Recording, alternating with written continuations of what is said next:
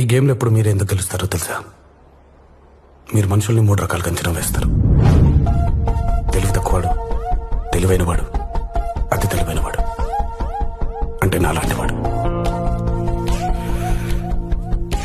ముందుగా తెలివి తక్కువవాడు. మీరు ఈ బాల్ ముందుకు తోశారు కాబట్టి తను ఆ బాల్లో గోల్డ్ ఉందనుకుని ఆ బాల్ని పిక్ చేసుకుంటాడు.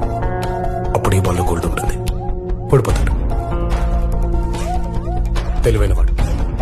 మీరు ఈ బాల్ ముందుకు తోశారు కాబట్టి తను ఆ బాల్లో గోల్డ్ ఉందని అనుకోవాలని మీరు అనుకుంటున్నారని ఈ బాల్ పిక్ చేసుకుంటాడు. అప్పుడు ఆ బాల్లో గోల్డ్ ఉంటుంది, ఓడిపోతాడు.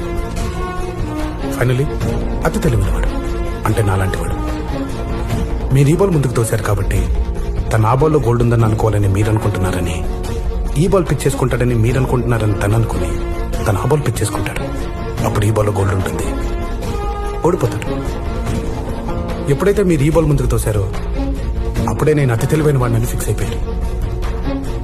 కానీ నేను ఎలా ఆలోచిస్తానంటే నాకంటే తెలివైన వాడు ఎలా ఆలోచిస్తాడో అలా ఆలోచిస్తాను. అంటే అతి తెలివైన వాడి కంటే తెలివైన వాడు. My choice is this ball. Gold.